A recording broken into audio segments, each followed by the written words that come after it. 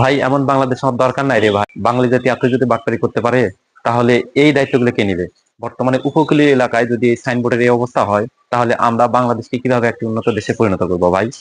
আসসালামু আলাইকুম, সম্মানিত বাংলাদেশের শুভাকাঙ্ক্ষী জনগণ। এই মুহূর্তে আমার অবস্থান বাংলাদেশে।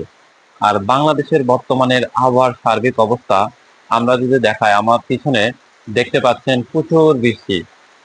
আমরা কিন্তু ভাই বাঙালি জাতি, চরিত্র ঠিক করতে পারলেও আমরা আমাদের বাটপারি কিন্তু ঠিক করতে পারি না।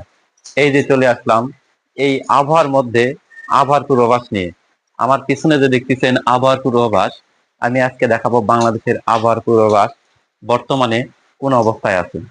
আমি বর্তমানে যে আবহাওয়ার উপকূলীয় এলাকায় বসবাস করতেছি, সেই আবহাওয়া উপকূলীয় এলাকার একটা সাইনবোর্ড আমার সামনে। দেখেন, কৃষি আবহাওয়া পূর্বাভাস গত 3 দিন, আগামী 3 দিন, আগামী 3 দিনের আবহাওয়া ভিত্তিক কৃষি বার্তা। আবহাওয়া পূর্বাভাস, মোট বৃষ্টিপাত গত 3 দিনে। ভাই কিছু দেখতে পাচ্ছেন? আমি তো কিছু দেখি না।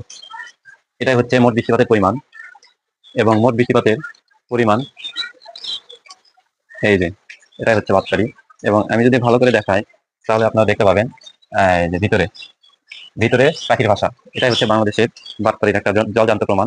উপকূলীয় এলাকায় এরকম একটা আবহাওয়ার পূর্বাভাসের সাইনবোর্ড আমরা দেখতে পাচ্ছি, যেটা অহেতুক একটা বার্তারি। এই সাইনবোর্ডটা কোনো কাজের নয় রে ভাই। এই সাইনবোর্ড দিয়ে আমরা কি করব? বাঙালি জাতি এত যদি বাটপারি করতে পারে, তাহলে এই দায়িত্বগুলো কে নিবে? বর্তমানে উপকূলীয় এলাকায় যদি এই সাইনবোর্ডের এই অবস্থা হয়, তাহলে আমরা বাংলাদেশকে কিভাবে একটি উন্নত দেশে পরিণত করবো ভাই? এটা আপনাদের কাছে প্রমাণ, এটা আপনাদের কাছে আমার দাবি। প্রশাসনের দৃষ্টি আকর্ষণ করছি, বাংলাদেশের প্রত্যেকটা অঞ্চলে, প্রত্যেকটা জেলায়, প্রত্যেকটা থানায় এরকম যদি আবহাওয়া ভিত্তিক একটা সাইনবোর্ড থাকে এবং সেটা আপডেট করা হয়, তাহলে আমাদের দেশের জন্য, দেশের জনগণের জন্য মঙ্গলজনক, কল্যাণকর হয়ে উঠবে। সকলকে শুভ বিদায় জানাই। সকলে ভালো থাকবেন। ধন্যবাদ।